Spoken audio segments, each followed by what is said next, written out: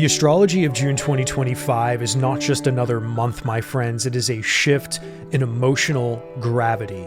Starting the month on June 9th, Jupiter moves out of Gemini and into Cancer, shifting the cosmic atmosphere from one of mental energy to emotional depth. Then shortly after, the full moon rises in Sagittarius on June 11th, a truth seeker's moon. It illuminates the distance between where we are and where our spirit longs to go. This is a release point, a moment to let go of outdated beliefs and to say yes to a wider horizon. Then as we move into the later part of the month, the new moon in Cancer arrives on June 25th like a whisper in the heart. It is a reset in our emotional foundation, a quiet but potent invitation to come home to ourselves and plant intentions from a place of deep inner knowing. This new moon will also conjunct Jupiter, offering wisdom and opportunity for something new to be born. In all, this is a month for emotional realignment, for listening, for honoring the wisdom that lives not in the noise, but in the heart. Yes, there will be some challenges, but challenges make us grow and then transform, my friends. Transformation is key in astrology. I don't care what astrologers say, that oppositions and squares are scary. They're going to control your life. They're going to ruin your life. No. Squares and oppositions allow us to grow. Without squares and oppositions, we would not learn a damn thing.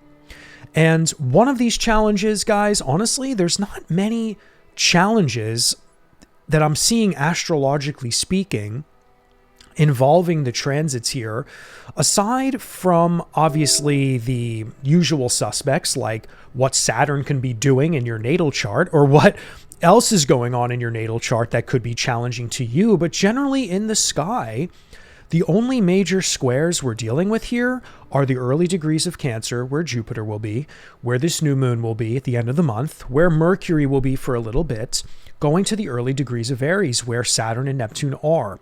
So to be honest, as soon as we start the month with Jupiter in Cancer, we're going to have immediate squares to Saturn, to Neptune. And to me, this is a moment of emotional growth versus lessons of selfhood. So we're all going to be emotionally growing in the Cancer part of our life. Please let me know where Cancer is. Please let me know what the Mars retrograde did to you all winter long, because in my video dedicated to Jupiter in Cancer, I very much made almost that entire video centering around the cleanup process that the Mars retrograde was all about, because Jupiter's going to come in its exalted zodiac sign and provide us with a year-long transit of emotional growth, healing potentially, expanding us in a very deep way in the Cancer part of our lives.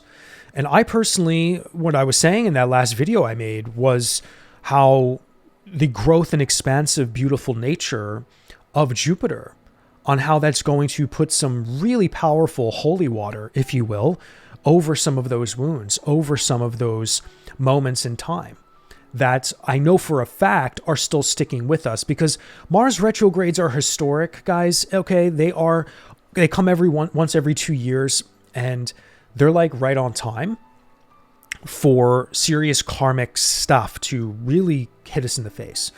So for Jupiter to kind of like come in and provide us a year-long opportunity to dive deeper into what some of those events were is a beautiful thing to me.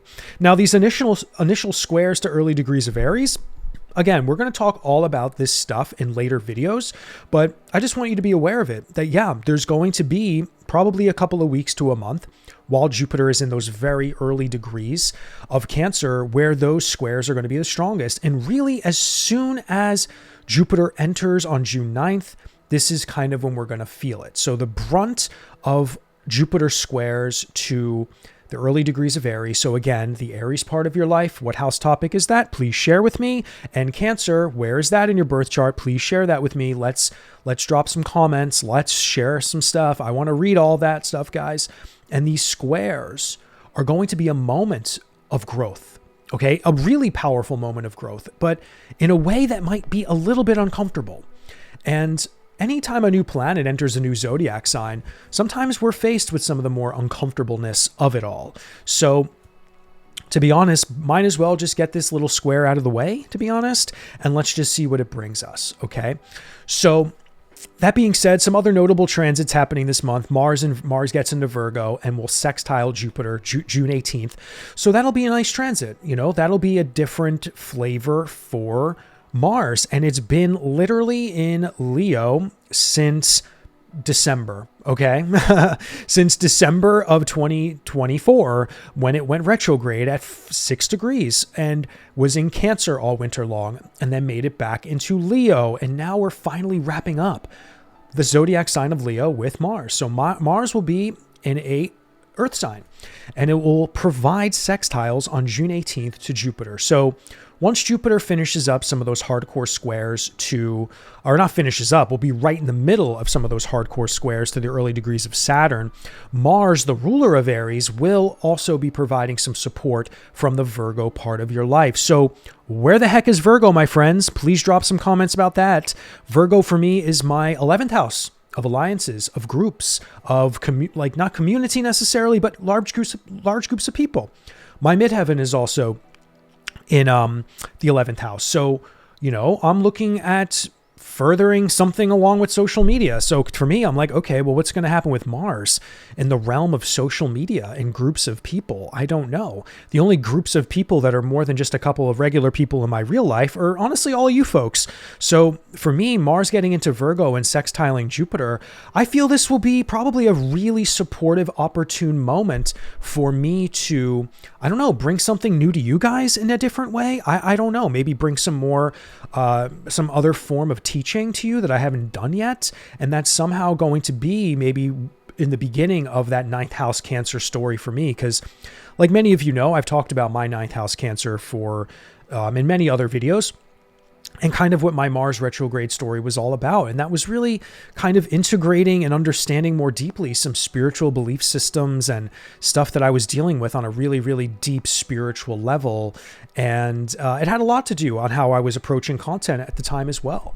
So Mars entering Virgo, which is in the realm of my midheaven. Honestly, midheaven's in the early degrees of Virgo for me in the 11th house. And I mean, honestly, the only thing I can think of that's 11th housey in my life is pretty much you folks. So, you know, be on the lookout as mid-June into July comes, because Mars will be in Virgo for some time. Yeah, and then moving on, we have Jupiter Cazimi on June 24th. So that's also going to be really big, and the new moon is going to happen really, really shortly after that. So, yeah, we're going to talk about the Jupiter Cazimi in upcoming videos. We're going to talk about that a little bit later in this video, but, you know, we're going to like also talk about Mercury going into Leo, and how that's going to be going opposite Pluto. And that's kind of the last transit I want to touch on in this video today. And that is going to be interesting because the last time Mercury went opposite Pluto was really like almost 12 months ago. Honestly, it was like around the same time. It was like mid to late June, I believe. And so we're 1 year to maybe, I don't want to say the day, but maybe to the week where Mercury has made it back to Leo. And guess what, guys? Starting in July, Mercury will enter a pre-shadow for another retrograde cycle through Leo. Now, I don't know if you remember last year, but if I'm not mistaken, it got into Virgo and then retrograded back into Leo. Yes, that is what happened last year. But now we're going to have a straight up Mercury retrograde in Leo, and that's going to be happening like later into the summer. But we are in the territory of retrograde season for Mercury once again. So at the end of June, we are dealing with some of that energy, and that's going to be going opposite Pluto. But yeah, guys, I don't want to keep rambling on, because for those of you who know me, you know that I literally break down all of these transits, because all of these transits we're going to talk about today very, very briefly will be large videos as the month unfolds. So I'm not going to sit here for 50 minutes just rambling and yapping about these transits when I have like honestly so many more notes to go through when it comes to the full moon, the new moon, another video on Jupiter and Cancer probably coming in the next week. And as we get deeper into the month, we're going to break down this stuff so much deeper. So, you know, guys, we're going to try to do our best today to cruise through this, and we're going to try to be as chill as possible. We're going to muse on this astrology at the best we can.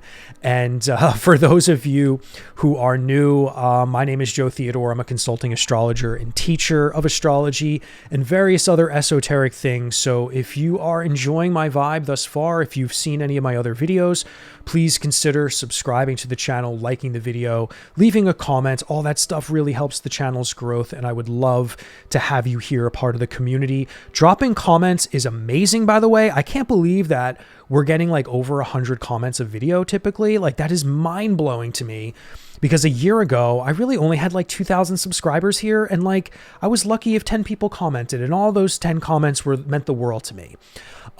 So, you know, drop comments, guys. Drop them. I want to read them, all right? Now, before, and that's really, I guess, I usually have announcements sometimes to throw into the middle parts of my video, but yeah, I think that's it for now, my friends. I just want to cruise right into the first talking point of the month, and that is, of course, Jupiter going into Cancer. All right, guys, so June 9th, Jupiter goes into Cancer and will make those squares to the early degrees of Aries. Now, I know I already talked a lot about that literally just before, but I just want to say, like, you know, Jupiter in Cancer is a transit about nurturing. So on the world stage, I think we're going to see a lot more talk on healthcare, okay? I mean, if you haven't seen already in the news cycles, there's a lot of back and forth on Medicare, Medicaid, and the last time Jupiter was in Cancer, for those of you who don't know, Obamacare was really kind of getting going in America. So I think we're going to see a lot more collective stuff on healing, the well-being of humanity, human aid, you know, like humanitarian aid, excuse me. We're going to see more collective movements around the well-being of people. Unfortunately, 2 Jupiter in transits ago, we had 9/11. And, you know, and again, what does an event like a terrorist attack like that do? What did it do? It brings people together despite their differences. And I think Jupiter in Cancer has the potential to do that. It has a potential to expand us for the sake of emotional healing and nourishment. Now, in our own life, this is going to be, again, the Cancer part of your birth chart. What house topic is that? Okay, I told you mine is the 9th house. The 9th house is all about what? Wisdom, higher learning, spirituality, travel. I'm actually getting on a plane for the first time in almost 9 years. As soon as Jupiter gets into Cancer, I'm going to be on a plane, guys.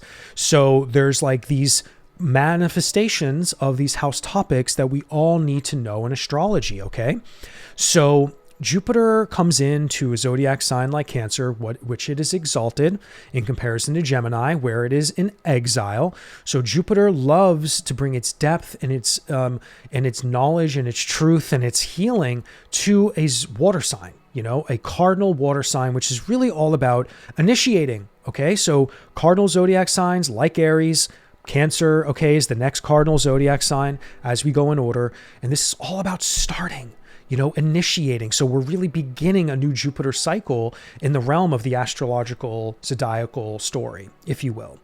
So emotional growth versus lessons of selfhood, though, this is kind of the flavor for June because of those squares to Aries. So this is about visions and faith. Jupiter rules faith. Saturn rules a little bit of fear. Okay, Saturn rules restrictions. Saturn rules things that are all about discipline and maturity, and let's get down to business, where Jupiter wants us to expand and doesn't really want us to work hard, but it wants to bring us what we need at all times and to provide us with those miracles and those moments of grace.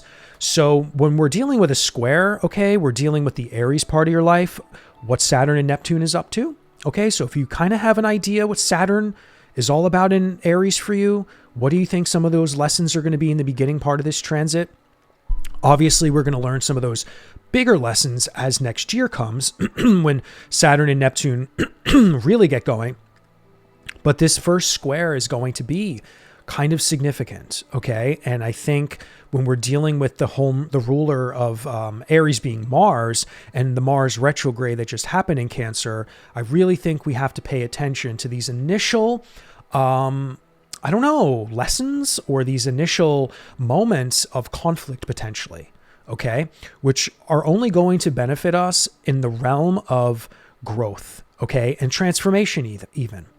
So we'll talk more about that, guys, in another video. Probably the next video I make is going to be more about Jupiter and Cancer again. And I want to dive deeper into those squares specifically.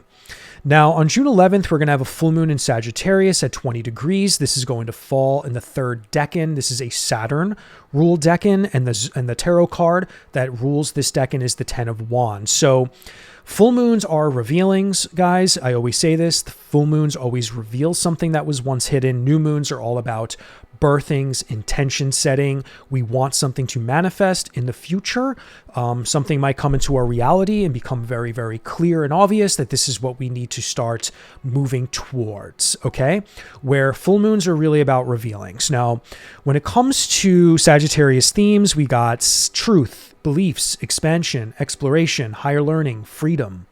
Okay, and Saturn's influence as far as the decan is concerned is going to add gravity to this full moon. So whatever is going to be illumined in this very powerful Sagittarius energy will be more about endurance. So this wisdom that we're going to acquire through this revealing will require us to understand the gravity of endurance, the power of endurance. So think about what endurance means. It is the strength to keep going. Okay. Now, the 10 of Wands is exactly a card that represents that. It does represent completion. It's the last wands of the zodiacal suit. The tarot suit, of the wands, the fire. So we are dealing with a completion of the fire suit in the minor arcana. And yeah, we could feel a burden with a 10 of Wands energy.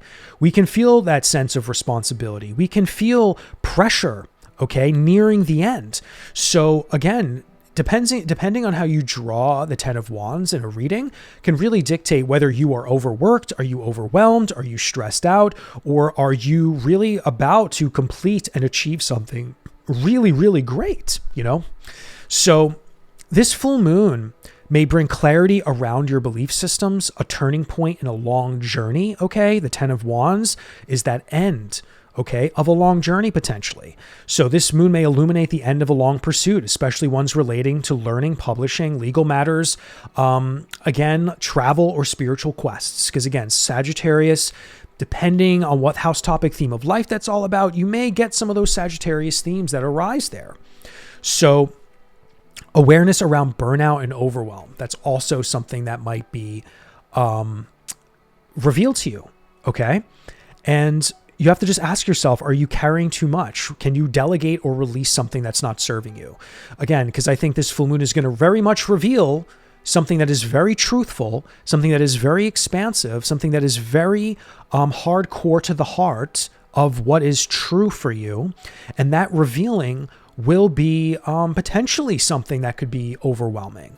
So, we really have to zero in on what these decans are all about, okay? That's what I say in all my videos. And when we get to the bigger video on the full moon in Sagittarius, that's really when we get into the heart of the nitty gritty of the Saturn ruled decan and, of course, of the 10 of Wands here. But, I just want you guys to know that this full moon is happening this month in Sagittarius, and Sagittarius full moons and new moons can really bring us a lot of clarity around things in our life that involve wisdom, things that involve exploration, things that involve expansiveness, beliefs, okay? Wherever Sagittarius is in your birth chart, you may really believe in something there that you're always going to have really strong beliefs tied to, right? So that's really what Sagittarius can be all about, wherever it is in your birth chart.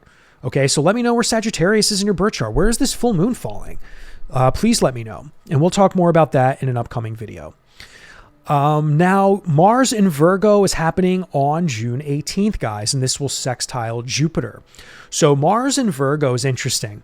Mars, the planet of drive, action, willpower, and assertion, going into a zodiac sign known for precision, analytical thinking, service, and pragmatism. Okay, so Mars here becomes a disciplined worker, focused on efficiency, problem solving, and practical improvement. So this is about practicality.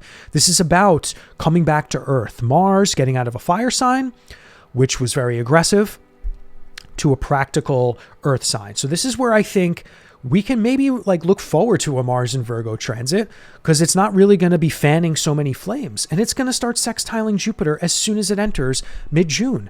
So, yeah, Jupiter will be squaring the early degrees of Aries, but these sextiles coming from Mars, I think, are going to be very welcomed. Okay. So, this could be a strategic opportunity for growth. So again, there could be an element of planning and execution that is coming from the Virgo part of your life that will be supporting the Jupiter part of your life, wherever Cancer is, So, yeah, and I think in the beginning of the video I mentioned my Virgo's in the 11th house. So there could be something involving you fine folks and just like me coming more into, I don't know, having something else to offer you all involving like something going on with the Jupiter aspect in my 9th house, where I've been integrating a lot of the lessons over the winter with the Mars retrograde. So this also can be a practical and emotional alignment. So again, this could be the moment in our life where we're balancing practicality and our emotions. So maybe this is going to be really, really important to even solve the squares to Saturn and Neptune, because Mars rules Aries. So whatever goes on in Virgo, I think might actually be some of the medicine we need, some of the shamanic medicine we need in order for us to maybe handle those squares a little bit more practically and to get a little bit more grounded in it all. So I think we're going to get a little bit more grounded, actually, especially with this transit, as the month unfolds and as we get into July into August, because Mars will be in Virgo for, a month, well over a month. So that's something to look forward to. So this is also something about, I would say, healing through action, right? Jupiter is going to be healing and providing that growth and nourishment in Cancer, and Mars is going to want to help. That's simple as that. Mars is going to want to help. And I think this can support healing through doing, right? So I think actually pursuing things and actually getting our hands a little dirty in the earth, if you will, symbolically speaking, can be very, very helpful. And support for initiatives. That's kind of the last thing I have in my notes. Any project started now could be nourishing. Okay, so really this is a time maybe to get a little analytical on things you want to start, things you want to really take action in. And again, this really all has to do where Virgo is in your birth chart, guys. So for you specifically, very much look at where Virgo is and ask yourself, is there anything I can start here? Is there anything I could really begin in a really Aries type way? Initiate, bring passion in some way to something that's very practical, that's something that can get your mind moving, and not in a Gemini way, but in a Virgo way, a way that is much more grounded than Gemini. And I apologize to all my Geminis out there. All right, guys. So yeah, let's move on a little bit. So yeah, the sun enters Cancer on June 21st, will conjunct Jupiter a couple of days later. So June 24th, there will be a Jupiter Cazimi at 3 degrees. And this is happening right before that new moon, guys. So Jupiter Cazimis are beautiful. The term Cazimi really represents, it's translated into the heart of the sun. Anytime we have a Cazimi, the planet gets purified.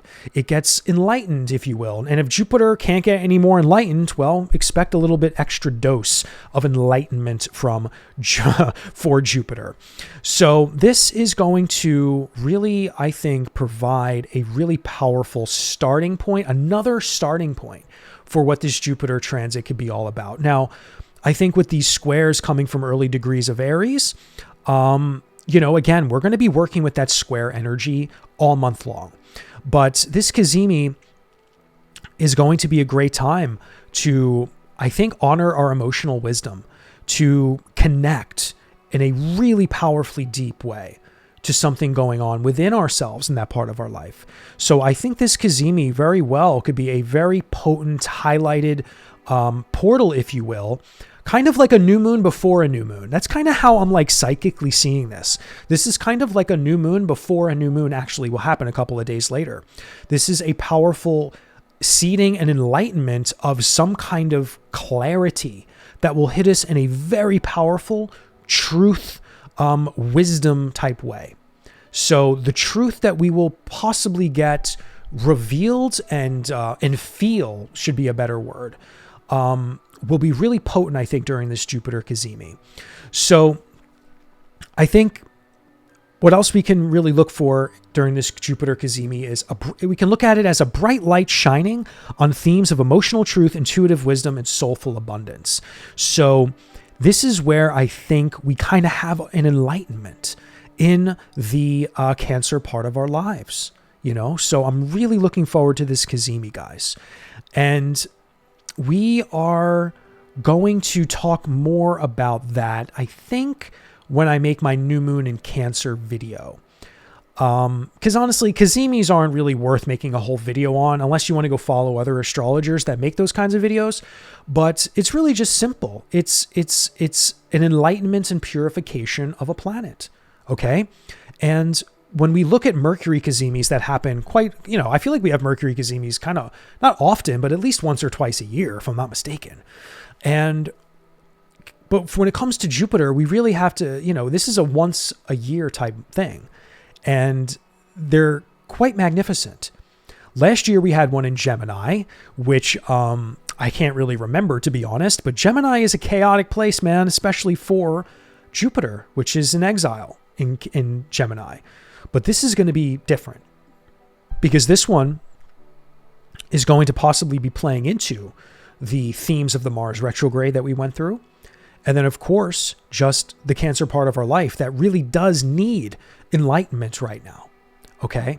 So that's why I said in the beginning of the video, I really do think this Jupiter in Cancer transit is going to be one of the most important transits, I think, of the rest of this year and actually going into 2026, as far as there being a life raft for emotional stability and nurturing and healing, etc., etc. Because yeah, we have a lot of other massive transits coming, my friends, and all the outer planets are going to be locked in to their new zodiac signs by next year. Okay, but I mean, yes, this summer Uranus is going into Gemini. I can't wait to talk about that. But we are going to have those retrogrades for Aries back into Pisces for Saturn and Neptune, and Uranus will go back into Taurus for a little bit. So Jupiter in Cancer is kind of like this beautiful anchor to all of the outer planets that are really radically changing our lives and the world. And all of you who have booked readings with me and have had readings with me, you know that we've been talking about these outer planet shifts. And I've been definitely trying my best to bring Jupiter in Cancer into those readings because I want all of you to understand the power of what Jupiter in Cancer could do for us. And this Cazimi moment, I think right before the new moon, is going to be one of those powerful enlightenments that will aid in the squares to the early degrees of Saturn, Aries, but also for just really the beginning of the summer into the rest of the year, and absolutely for this new moon in Cancer. Which brings me to June 25th. This is when the new moon in Cancer comes, my friends. It will be conjunct Jupiter, okay? So again, right after that Cazimi, we have this new moon, which will also be sextiling Mars in Virgo, and yes, squaring the early degrees of Aries with Saturn and Neptune. So this is a really big one, guys. This is a powerful new moon. Okay, the moon rules Cancer. So we're going to have not only the exalted planet Jupiter, but we're also having the moon home, and this new moon is falling right next to Jupiter. This new moon, did I say full moon? This new moon is falling right next to Jupiter. So this is a beautiful, beautiful transit that I will definitely be guiding some astrological, magical, ritual advice in another video when I get to it late June, because I think this is a new moon that we really need to do a little ritual work for. This is a new moon that I'm going to have a lot of guidance for you for, because we are dealing with the powerful nature of Jupiter in Cancer and also the moon home. And yes, this is a powerful moment where we can also speak to the squares going on in the early degrees of Aries. So we have a moment when we do a little bit of that astrological magic to pray and meditate and make a talisman, if you want to the squares, because maybe that will be a beautiful offering to those early degrees of Aries for the Saturn-Neptune conjunction, for them to behave maybe a little bit more nicely to us, all things considered. So again, I'm not going to talk about ritual stuff and magic stuff now, because that's where my woo really comes out. But guys, you know, my woo, my magical stuff, my shamanic ritual stuff, like I very much respectfully use some of this stuff to benefit health and well-being for our daily lives. You know, this is not about summoning spirits. This is about like really aiding our daily life in the most mundane senses, because we all have to survive and thrive here. So my astrological magic and shamanic kind of practices that I use very respectfully, of course, are really just to help us like in a daily life situation. This isn't about sweat lodges or appropriating cultures, none of that stuff. And if anything, astrological magic is more of my flavor. But it's really important stuff, guys. And we're going to get to that in a later video. But what is this new moon all about? Okay. It's falling in the first decan. I don't know if I said that already. That decan is ruled by Venus, and the tarot card associated with this decan is the Two of Cups. So, okay, all of the decans in Cancer are quite lovely.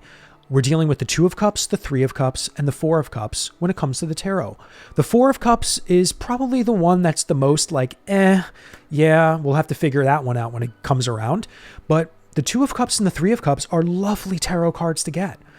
And this first decan, ruled by Venus, is going to bring a softness, I think, to this new moon, of course.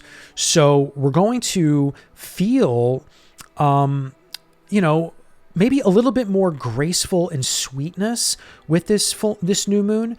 And there might be a deeper emphasis on longings for connection, because the Two of Cups, my friends, this is definitely a new moon. I feel about people coming together, very much so. This is about you finding a deeper connection to someone or something that has something to do with the Cancer part of your life, or something going on in the Cancer part of your life, or something that's going on in the Aries part of your life. Okay. So again, tell me what's going on in Aries for you. Tell me what's going on in Cancer. What do you think this new moon might already bring you? Do you have any intentions you would like to already set around emotional healing, or maybe even setting boundaries, or anything involving developing more emotional maturity, or more meaningful relationships? So new moons are all about birthings, and we're going to be dealing with healing through the exchange of mutual support, relationships, and how things come together. The Two of Cups is a bonding card. Okay, other than the Lovers, the Two of Cups is probably the next card that represents love, connection, like unity, harmony, all that beautiful stuff. So of course we have a Venus-ruled decan here. Now, this new moon will also bring, of course, tension to safety and self-direction, because we're dealing with those squares to the early degrees of Aries.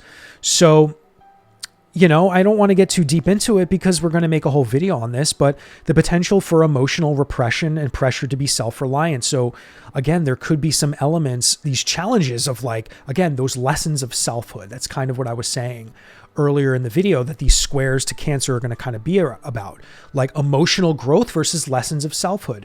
So there's this initiating, like very assertive energy coming from Saturn and Neptune that is going to be a whole other dimension of our life. But the square coming from Cancer is going to want to be offering something totally different. So the Cancer part of our life is really going to be challenged, you know, within these dynamics of emotional stuff with very non-emotional stuff, which is really what Aries is going to be all about. It's not very emotional there. So we're going to be really dancing, guys, in a big way. And then the sextile to Virgo with this new moon, again, I think it's a saving grace, because Mars in Virgo is industrious, focused, and detail-oriented, and this energy puts emotional intentions into action. So again, back to the earlier part of this video when I was talking about Mars in Virgo sextiling Jupiter, this is, again, our mind is going to be used in a really, really efficient way, I think, or at least we have an opportunity to with sextiles. Sextiles are opportunities. They are not guaranteed. it's up to us if we want to act upon sextiles, but this is a beautiful moment to use with astrological magic, and we can talk to and speak to and pray to this sextile and allow it to help us, okay? And get some stuff done and to really plant some seeds that can end up working for us in the long run when it comes to these connections, to these bonds, to these things that we are trying to unify deeper with. And this new moon will be a powerful catalyst for a birthing in something involving that. And the conjunction with Jupiter, I mean, do I have to say anything more? This is just adding to the beautiful nature of growth, hope, and expansion. So again, I think this is where we really can get on our knees and pray. Like, I mean, I don't know if any bad shit's going to happen in the world. I mean, we can expect maybe something bad to happen for the world, guys. Don't get it twisted. These squares to the early degrees of Aries are no joke. So on the world, we may have to use some of these transits may manifest in a way where this is like a massive seeding point for people to wake the fuck up and to really need to get on their knees and pray, need to come together as a human race, need to realize our shared being and to have an emotional new beginning. You know what I mean? So there's a lot going on there. And yeah, guys, I mean, just to close off this video, okay, June 27th, Mercury enters Leo, goes opposite Pluto.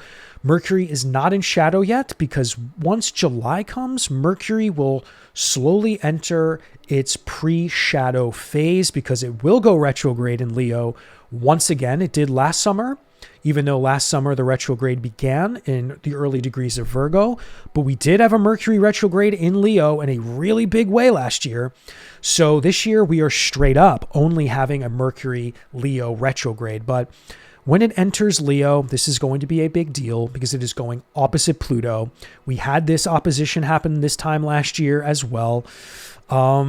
Right around the time that the first Trump-Biden debate was, which was a really powerful moment because that was, when I saw that opposition, I'm like, oh my God, this is not going to be good for one of these gentlemen. But well, actually, if you really think about it, it wasn't good for either of them because they're both, I mean, they both have their issues, right? And I mean, don't get me started on what's going on now. But the last time Mercury went opposite Leo, yeah, we were dealing with a lot of communication, power dynamics, right? So again, no surprise, we had two massive presidential things going on at the same time, a debate. And this was a really powerful moment. So speaking from the heart is going to be something we deal with Mercury in Leo, okay? So Mercury will have a chance to express itself in a really powerful, bold, dramatic way. So yeah, let me see what else can I say about Mercury and Leo going opposite Pluto. The individual expression versus collective pressure. Heart-centered communication, Leo, versus detached analytical power structures, Aquarius. So again, you may notice power struggles in conversations, right? Intense debates where someone is trying to dominate or manipulate. Back to that presidential debate with Trump and Biden last year. That's a perfect delineation. A need to confront deep truths or hidden motives, okay? Revealing or reckoning moments, especially around communication, contracts, or leadership. So the Mercury and Leo story, again, where is Leo in your life? Aquarius, where is Aquarius in your life? Where Pluto is, okay? We're going to have a similar energy to what happened last summer for you as well, if you can recall, to the last Mercury, Leo opposite Pluto transit. Maybe there's similar themes that will come up. Maybe it's just going to be, again, those parts of your birth chart are going to be very activated. So yeah, watch out for ego-driven speech as well. Lead with your voice and ideas. This is very important too. Lead with your voice. Don't be afraid. This is not a time to be shy. And taking the spotlight in discussions, guys. So this is really going to be a powerful moment for Mercury and for the power of our speech and for the Leo part of our life. Again, share with me where Leo is in your birth charts. Mine's in the 10th house. No surprise that everything in my life revolves around my career and being an astrologer. So Mercury speaking and really getting to the heart of serious conversations, but taking the wheel and leading, guys, and this opposition to Pluto. And for me in the 4th house of home, family, roots, but also this deeper inner foundation within myself, the depths, some deeper spiritual place within myself. Mercury is going to want to have a conversation. It's going to want to have a conversation, guys. on the inside and potentially the shit that flies out of our mouth. So, my friends, that is the end of this forecast. I thank you so much for watching this. We will dive deeper into all of these transits as time goes on throughout this month. So if you're new, please subscribe to the channel. And yeah, my friends, that is all for today.